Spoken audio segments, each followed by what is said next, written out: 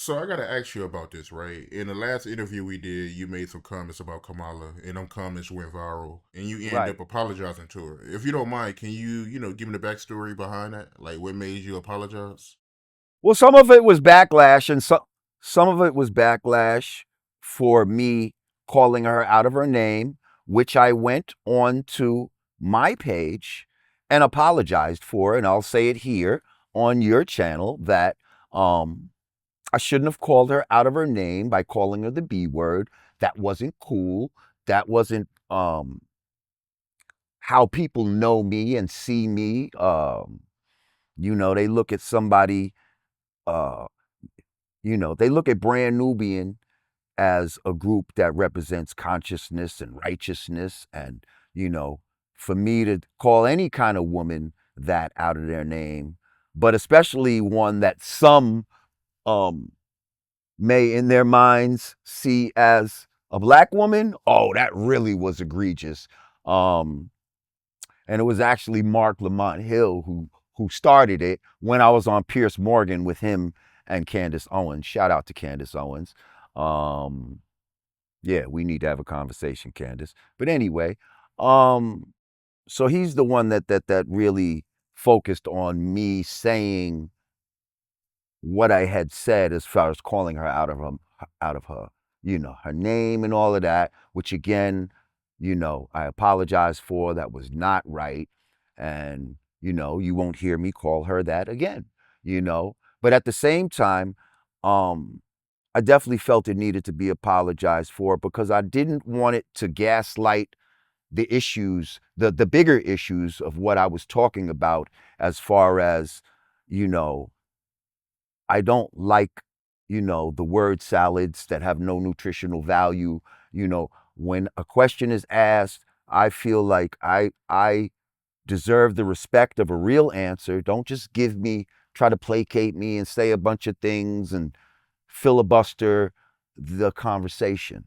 I need the respect of real answers, And again, if you don't agree with a certain position, that's okay, but like really engage me. And I think, and again, I'm not a Republican. I'm an independent.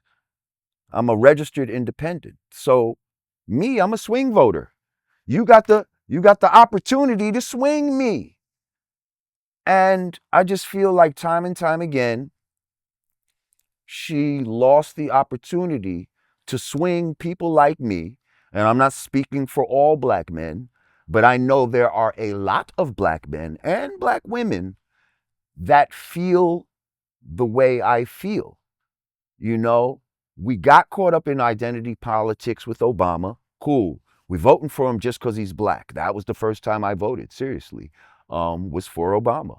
The first time around. The second time around, I abstained.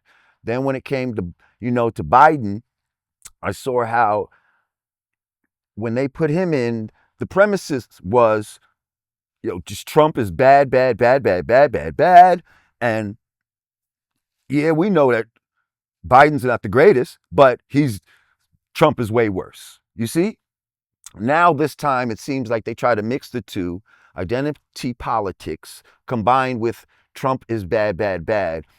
And for me, it's just not jiving this time. Like I don't see me being a socially conservative type of person. I don't see, I align more with his views than I align with her views. I'm not into the woke culture. Now, does this mean I agree with every single policy? No.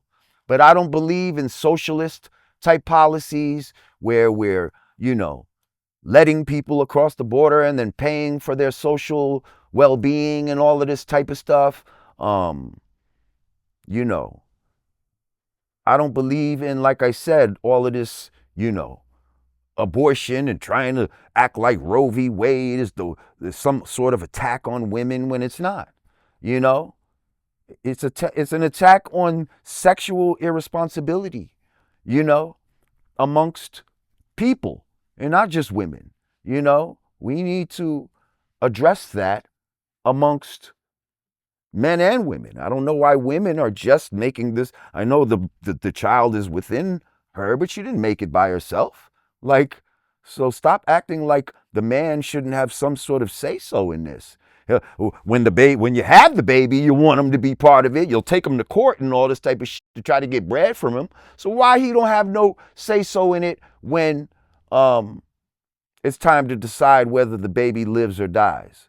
And I just want to say, women, I don't think y'all understand the spiritual um the spiritual scarring that you're doing to yourselves when you do such an act.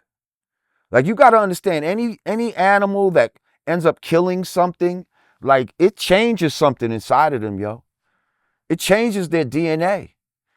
Then they're not the same. Like, dudes that have murdered people out here, it's like they not the same spiritually. And we don't know what that means, you know, if whatever. We don't know what that means, okay?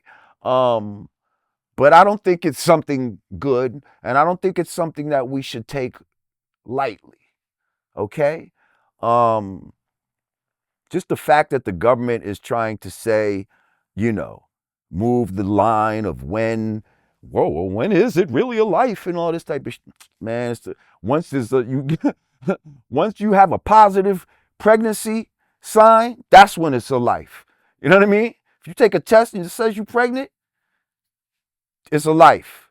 Like, and I'm very much against it. Now, of course, are there exceptions when it comes to incest and rape and like? Of course there is. Of course there is. Worrying about oh, the mother might die and all this type of shit. Okay, yes, you got to save yourself before you save others. In those anecdotal, you know, um, situations, which are such a small percentage of the abortions that happen out there, because most of them are not for those reasons. Most of them are convenience abortions, meaning, the person, oh, this is going to mess up school, or it's going to mess up my job, or, my career and all of this type. That's why a lot of people have abortions. It's not for all of these other reasons that they try to give, mental health and, you know, um, and that so many children are in foster care because of, you know, I mean, I'm sure there's a portion of that, but that's not what the majority of them are coming from. So let's stop the bullshit, okay? Let's stop it.